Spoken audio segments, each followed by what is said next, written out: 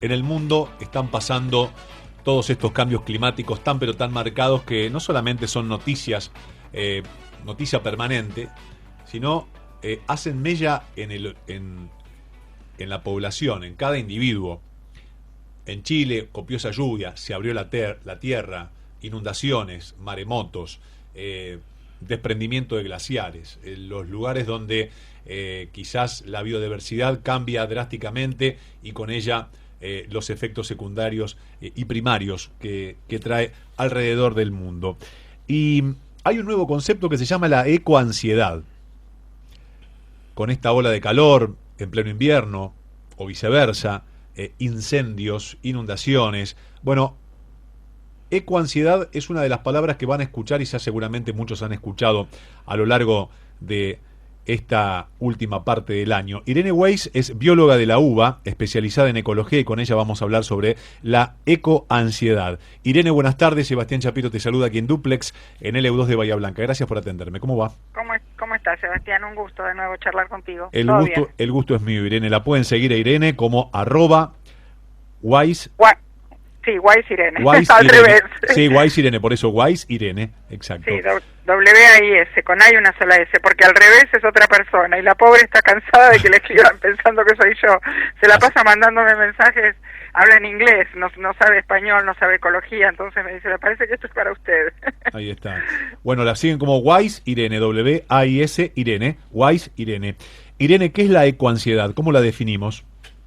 Ay, mira, la verdad que es muy importante y es una palabra que ya tiene un tiempito, surgió en el año 2017, bueno, hay uno, no voy a hacer menciones especiales, pero ya se imaginarán quién, hay un candidato que dice que es un cuento, que no existe, cuando cada vez es peor la situación que se ve, sobre todo en la gente joven, ¿no?, en los pibes. Es o sea, el candidato este que te digo dice que no existe, que es un camelo. Claro. A veces te digo que me río por no llorar. El término de ansiedad en realidad se refiere a o sea, tiene la misma parte importante de la ansiedad, que todo el mundo sabe lo que es, o sea, es un conjunto de signos y síntomas de tipo psiquiátrico, psicológico. Yo soy ecóloga, soy bióloga, no me voy a meter en eso, pero sí con el prefijo eco, porque surge en el año 2017 como ecoansiedad cuando es un temor crónico a un cataclismo ambiental que puede ser causado por estar escuchando todo el tiempo en las redes, en las noticias, cuestiones catastróficas sobre, como vos bien mencionabas recién, ¿no?, sobre el calentamiento global, sobre no sé, todo lo que está ocurriendo con la Tierra, la crisis climática, la crisis ambiental, la pérdida de biodiversidad, la falta de alimento en un futuro cercano, la falta de agua, en fin. Es un tema preocupante para las generaciones futuras, ¿no? Uh-huh. Y este término lo acuñó justamente hace 6 años, como te decía, perdón, sí, dije bien, 6 años, del 2017, la Asociación Estadounidense de Psicología, pero es muy difícil que en los lugares, en las áreas de salud mental de muchos países se haga como un diagnóstico, ¿viste? Porque la gente por ahí explica qué es lo que le está pasando y lo tratan como una ansiedad común y debe tratarse como algo diferente, porque es algo que está ocurriendo, sobre todo se intensificó mucho a partir del fenómeno Greta Thunberg, ¿viste? ¿Te acordás antes de la pandemia? Sí. Esta chiquita sueca de 15 años cuando fue a enfrentarse con los líderes en Naciones Unidas, ¿no?, de todos los países. Claro, te quiero preguntar el diagnóstico, porque se habla de esto y a veces quizás en la consulta hasta te pueden haber llamado otras personas dedicadas a la psiquiatría y psicología para profundizar en el tema. Y también el tema desde el punto de vista de la biología, cómo estos cambios están ganando los titulares cada vez más seguido y también hacen mella en la gente. La ansiedad de, viste qué desastre, y salimos de vacaciones y podremos volver, habrá un temporal de nieve, si vamos para acá y está puede pasar Hillary en Estados Unidos o lo que fuera. Bueno, hay mucha gente que planifica sus vacaciones y hoy día dice, no, zona de huracanes, no, mejor no vamos. Se adelanta o hace ese tipo de consultas como para intentar no pasar un sobresalto. Claro, indudablemente tenemos mucho más información que antes, las redes sociales, las noticias, o sea, todo llega mucho más rápido, además que los eventos extremos intensificaron.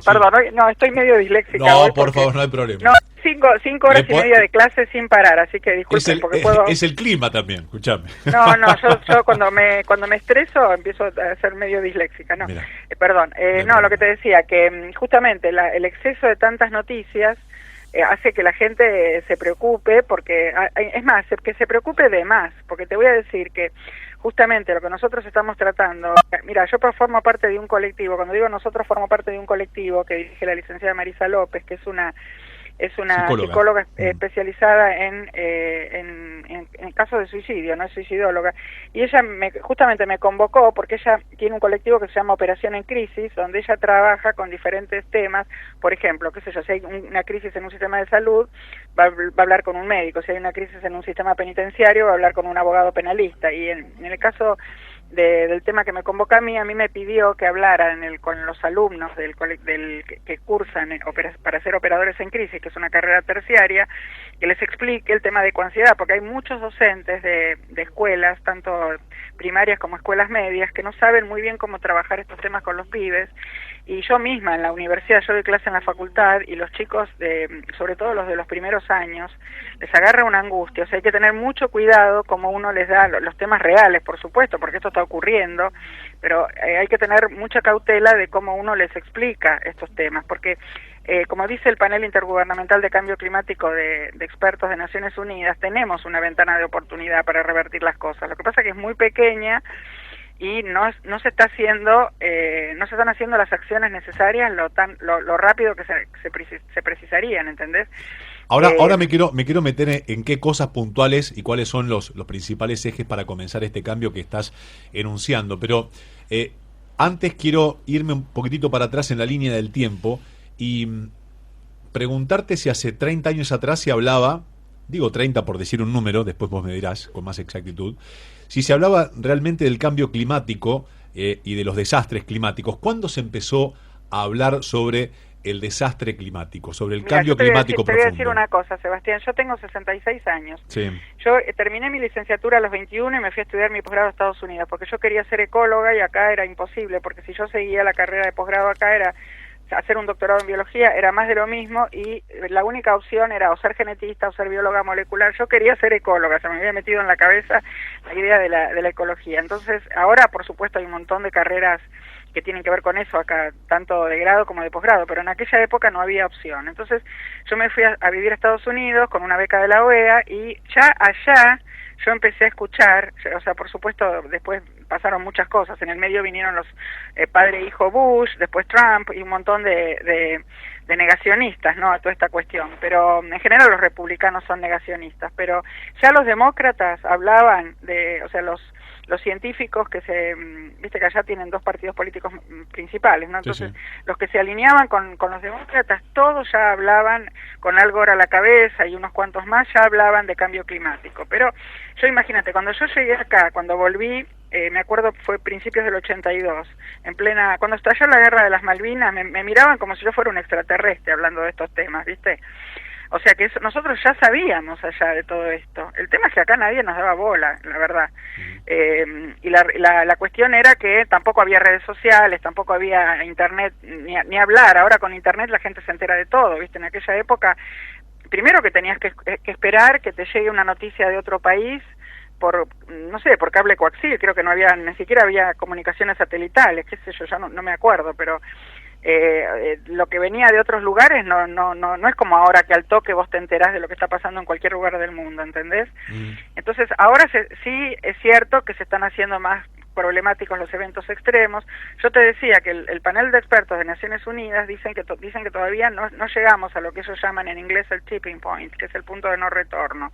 O sea, todavía tenemos una posibilidad de mejorar la situación ambiental, pero claro, hay que ir migrando, por ejemplo, hacia las energías renovables rapidísimo, y no se está haciendo con tanta velocidad. Sobre todo porque hay por ejemplo, en el caso de los combustibles fósiles, hay una resistencia al cambio, una inercia. Vos tenés, por ejemplo, países como por ejemplo, Reino Unido, todo Reino Unido, Inglaterra, sobre todo, como tiene tanto carbón, que no lo terminó de usar desde la época de la Revolución Industrial, y ahora está fuera de la Unión Europea, con lo cual las reglas que rigen para los países de la Unión, ellos no lo tienen después del Brexit, siguen usando carbón para calefaccionar las casas.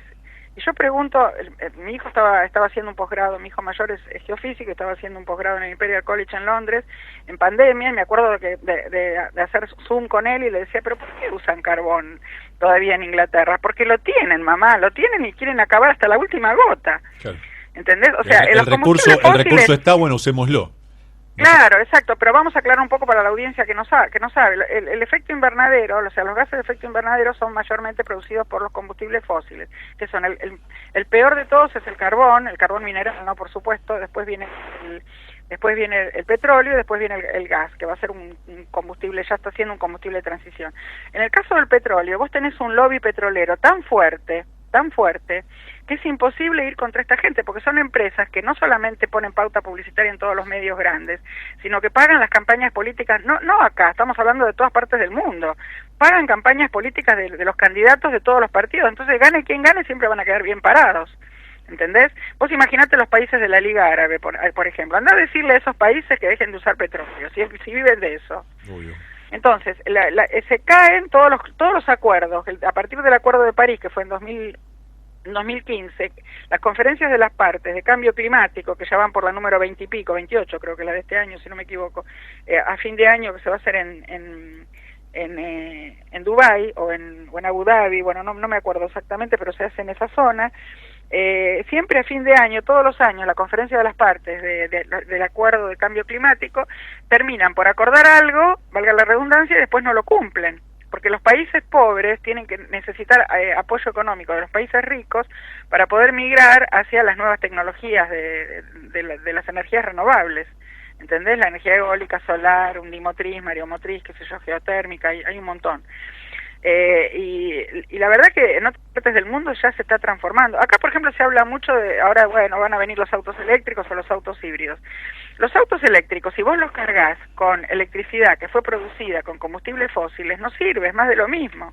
Esa electricidad con la que cargas un auto eléctrico tiene que estar producida por una tecnología, digamos, por una energía renovable, ¿entendés? Y eso a nosotros todavía nos falta bastante para llegar a eso. Tal cual. Irene, ¿y cuáles son los principales ejes que habría que ponerle atención como para empezar a revertir esta crisis climática en el mundo? Bueno, mira, lo primero es dejar de deforestar, porque después te dicen, no, vamos a recuperar los bosques, las selvas. ¿Vos sabés los miles de millones de años de evolución que se necesita para recuperar todo un bosque o una selva? No basta con plantar los arbolitos, ¿viste? Aunque sean especies nativas. Ni hablar que no se puede, o sea, no se deberían plantar especies exóticas porque traen más problemas ambientales que cualquier otra cosa. Pero un bosque, una selva, es todo un ecosistema que te presta servicios ambientales, es un sumidero de carbono, o sea, te absorbe el dióxido de carbono de la atmósfera porque las plantas lo necesitan para la fotosíntesis. Los humedales son fundamentales y ahora con esta sequía tremenda que tuvimos, ahora se está recuperando un poco, pero esos 3 años de sequía extraordinaria que tuvimos en nuestra columna vertebral hídrica, que es el Paraná, ¿no? Vos pensás que las 7 provincias que tienen riberas sobre el Paraná, que son Formosa, Chaco, Santa Fe, Buenos Aires y las 3 de la Mesopotamia, Entre Ríos, Corrientes y Misiones, tuvieron que ser declaradas en emergencia hídrica por el Poder Ejecutivo Nacional, o sea, hubo un decreto presidencial para apoyarlos por emergencia hídrica, porque Rosario, por ejemplo, se quedó con la toma de agua fuera del río, del Paraná.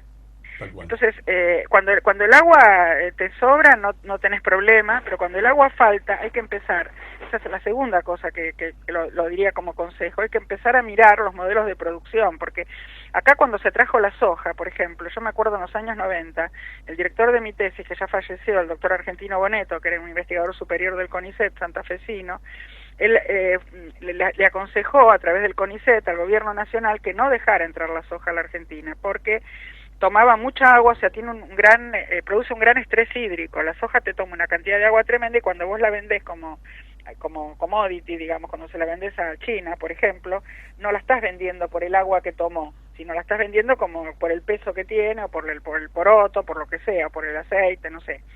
El tema es que la soja te toma una cantidad de agua del terreno. ¿Vos pensás por casualidad, Sebastián, que los chinos con la cantidad de territorio enorme que tienen, no tienen lugar para plantar soja. Vos fíjate que ellos usan Claro, soja para la todo. vienen a buscar acá porque acá... Pero no les importa pagar claro, 3 veces lo que cualquier otro cereal. Por ejemplo, cuido mi suelo y que se estropee el suelo de otro, pero dame las hojas y pero yo por alimento lo mío. supuesto, Claro. eso se llama externalización de costos en economía ecológica, que es una materia que yo doy también. Eso se llama externalidades. Vos externalización de costos, estás produciéndole un daño a otro. O sea, vos pensás que 1/4 de la población mundial son chinos. ¿Y qué comen los chinos? Arroz. ¿Dónde se cultiva el arroz? En los humedales. Ellos tienen humedales, tienen un montón de agua donde cultivan el arroz, y tienen el agua guardada para darle de tomar a su población, que es la más grande de todo, o sea, es el país que más población tiene en todo el mundo. Entonces, cuando acá llegó la soja en los 90, que parecía el oro verde, como decían en todos lados, viste, con una ignorancia supina, obviamente le iban a preguntar al productor qué prefiere, que le vender, no sé, maíz o trigo a $200 la tonelada en aquel momento, no sé cuánto estará ahora, o prefiere vender soja a $600 la tonelada. Obviamente que el productor, el campo te va a decir, quiero ganar el triple. Pero no se piensa en esas externalidades, en esas externalizaciones de costos que vienen después a largo plazo, con el tiempo. Esto es como el cáncer, ¿viste? Los contaminantes, vos empezás a contaminarte y por ahí te enfermaste después de 30 años y no podés darle decir, bueno, fue por esto que me enfermé, fue por una suma de cosas, ¿no? Bueno, con esto pasa exactamente lo mismo. Entonces acá tenemos un modelo de producción muy insustentable, tuvimos durante mucho tiempo. El tema de los pinos es otra historia. Los pinos, para las pasteras o para usar o sea, es que los pinos tienen mucha resina, que se usa mucho en la industria, porque la madera del pino realmente no se usa para papel, no vale nada. O sea, cajones de manzana, muebles baratos, es lo único que podés hacer, ¿no? Con la madera de pino. Pero sí tienen una gran cantidad de resina, y eso en la industria es muy valioso. Entonces, ¿por qué los trajeron a Corrientes, por ejemplo?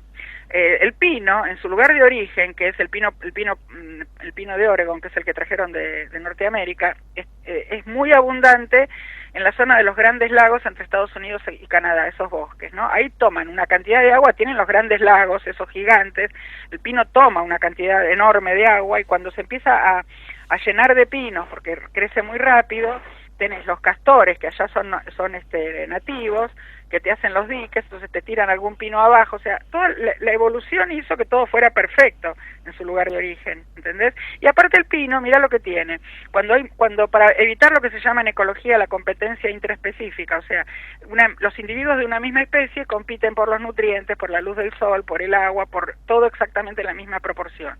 Entonces, cuando un pino cae una semilla cerca de la planta madre, por ejemplo, uno de los dos se incendia, por eso tienen resina. Se autoincendia para poder proteger a la población, para que no compitan de más. Ahora, ¿qué pasa cuando vos lo traes acá? No solamente no hay castores, que ya bastante desastre hicieron en Tierra del Fuego, sino que además esa resina, cuando se prende en fuego, no tiene el agua, porque no están tan cerca del río Paraná, y cuando el río Paraná encima está seco, no tenés ni siquiera los afluentes, ¿entendés?, para pagar la resina. Y encima, para colmo, los pinos estaban muy cerca de estos campos que prendieron fuego, estos humedales secos que rellenaron para, qué sé yo, para hacer feedlots, no sé para qué. ¿Entendés? Entonces, no se piensa, no se consulta a los ecólogos. Ningún gobierno, y esto no es solamente de la Argentina, pasa en unos cuantos países, no se consulta a los ecólogos. No se nos consulta, se nos mete en la misma bolsa que, con todo respeto, que la gente de Greenpeace, por ejemplo, o que otros grupos ecologistas. El ecologista es una persona que hace conocer el problema, pero no tiene las herramientas necesarias y suficientes para resolverlo, como lo tenemos los ecólogos, que somos científicos. Tal cual. Irene, eso es lo que a mí más me preocupa, sí. Y dentro de las energías se habla mucho del litio. ¿Qué opinión te merece de cara al futuro y como commodity de la Argentina? El litio, la verdad que para la transformación energética es importante el litio. Lo que pasa que con el tema del litio, el litio se necesita para las baterías, ¿no? Mayormente, porque si vos esa energía renovable no la conservas, o sea, vos pensás que el litio, hay una confusión también a nivel general, el litio no produce energía, el litio la conserva, es para el material para hacer las baterías, es una sal, sobre todo, por ejemplo, carbonato de litio. Ahora, cuando vos lo extraes, el carbonato de litio, con lo que necesitas es eso, estás contaminando por ahí el cloruro de sodio que se extrae de ese mismo lugar. Entonces, hay que hacer algún tipo de acuerdo con los pueblos originarios que viven de la extracción del cloruro de sodio, que es la sal de mesa, para que no se, o sea, ni que la industria contamine el trabajo de los pueblos originarios, ni que los pueblos originarios tampoco estén todo el tiempo peleando contra las empresas. O sea, yo creo que hay que respetar, esa es mi postura personal, mi opinión personal es que hay que respetar a los pueblos originarios, que ellos no te dicen no extraigan litio, pero sí es cierto lo que ellos dicen, que el litio, que el agua vale más que el oro, que el litio, que cualquier otra cosa. O sea, hay que pensar en la sustentabilidad y no dejar entrar a una empresa que lo único que le importa es llevarse el material y dejar lo que se llama un pasivo ambiental tremendo, que después lo sufre, otra externalidad, ¿ves? Que después lo sufre la comunidad que vive en ese lugar. Tal cual. Mira, apareció justamente a partir de esto que vos me preguntás del litio, apareció un concepto que tiene bastante que ver con la ecoansiedad, que era la cuestión por la cual vos tu productor Franco me convocó, que fue el tema de la ecoansiedad. Hay un neologismo, una palabra nueva que surgió, que se llama solastalgia, ¿no? La solastalgia describe, digamos, una forma de angustia, incluso te digo más, es anterior al concepto de ecoansiedad, digamos, reconocido como tal, ¿no? Surgió la primera vez que habló de esto, la primera vez que se habló de esto fue en el año 2015, cuando la revista médica más prestigiosa del mundo, que se puso muy famosa, digamos, muy de moda, y la gente empezó a hablar mucho de eso durante la pandemia, que es la revista The Lancet, ¿no? Donde se publican los papers más digamos, más importantes. The Lancet incluyó la palabra solastalgia como un concepto que contribuía, digamos, al impacto del cambio climático en la salud o el bienestar de los seres humanos. O sea, es como te decía, un neologismo que describe esa angustia, el estrés mental, el estrés existencial que es causada por el deterioro ambiental, ¿no? Y la gente, cuando vos le preguntás, te dice, bueno, sí, estoy preocupado por el cambio climático, por los eventos extremos, por las sequías, por los extractivismos de la minería, que no tienen en cuenta. Fíjate que la mayoría de las empresas multinacionales extranjeras que te vienen a extraer minerales y dejan el pasivo ambiental, usan mucha agua en los diques de cola, en lugares donde el agua es escasa, como en algunos lugares de la cordillera norte, no digamos, una cosa en nuestro país es la cordillera, podría decirse, de Cuyo hacia el norte, y otra de Cuyo hacia el sur. De Cuyo hacia el sur vos tenés mucha agua en la cordillera, pero de Cuyo hacia el norte el agua es muy escasa, en provincias como, por ejemplo, como Catamarca, como La Rioja, ¿no? San Juan mismo. En San Juan, mira, en la época de Menem se hizo un acuerdo, se tuvo que cambiar el código de minería, y con Frei hijo, del otro lado de la cordillera, de los chilenos, le entregaron un tercer país, porque literalmente es así, un tercer país, porque nadie podía entrar, ni la Argentina ni Chile, arriba de la cordillera, para extraer, no está la Barrick, ¿no? Para extraer minerales. O sea, la comunidad se opuso, y bueno, los gobernadores hicieron lo que quisieran, ¿entendés? Tal cual.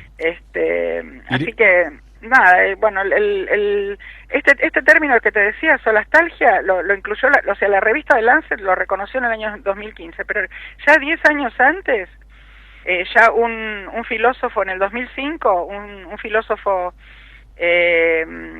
no me acuerdo la nación de este hombre, pero que se llamaba Albrecht, creo que era alemán, le dijo que, bueno, dijo, vamos a hablar de solastalgia, porque, bueno, hay una raíz latina, el solatium, que es una palabra que quiere decir comodidad, y la raíz griega algia, que quiere decir dolor. Viste que todo lo que termina en algia es dolor, neuralgia o lumbalgia, qué sé yo. Ahí estuve buscando la nacionalidad de Albrecht para decirte. No, era un australiano, perdón. Mira. Bueno, y ya en el 2005 ya él hablaba de ese neologismo, ¿no?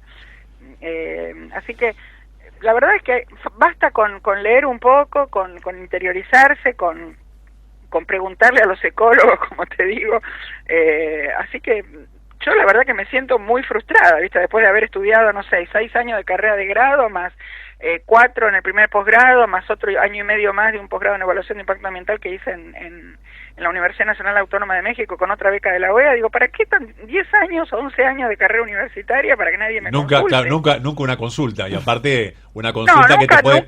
nunca no, pero digamos, te pero consultan. una Cuando vos claro. decís lo que no quieren escuchar, Sí, una no te dan consulta, bola, esa es la claro, realidad. a eso voy, una consulta que después derive en una consecuencia que se plasme en la realidad. Eso, Claro. eso no Pero sucede. la verdad es que esto es por el bien de todos. O sea, yo a veces le digo a los gobernadores de algunas provincias, si ustedes no saben, infórmense. Si no les gusta mucho lo que digo, bueno, piensen en sus hijos y en sus nietos.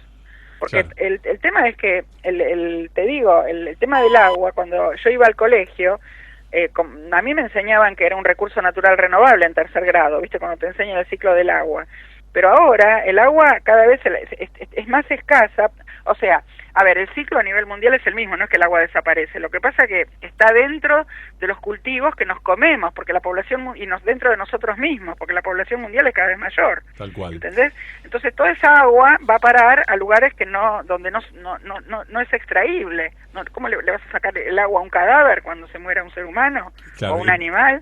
Sería digno de una película para Netflix. Irene, tengo noticias, son las 4 de la tarde, te quiero agradecer infinitamente me que me hayas... escuché El top indicó las 4 de la tarde, me voy a las noticias, Sí. te quiero agradecer infinitamente que nuevamente me hayas atendido. No, es un placer y un placer, lujo Sebastián, tenerte. llámenme cuando quieran, con Es mucho un, gusto. es un placer. La pueden seguir como Wise Irene, W-A-I-S, Wise Irene, así la siguen en las redes. Sí, en a Instagram. Irene. Estoy en todas Sí. las redes, pero en Instagram justamente estoy al revés. En las demás estoy como con mi nombre y apellido, pero cuando me sumé a Instagram ya estaba ocupado, así que soy Wise, W-A-I-S, Irene, todos juntos. Así que bueno, muchas gracias. Un abrazo a la distancia. Gracias por atenderme. Un abrazo. Chao, chao. Wise Irene, así la siguen, bióloga de la U, especializada en ecología, una de las referentes a nivel latinoamericano y mundial sobre este tema. Acaban de escuchar una número 1 del mundo.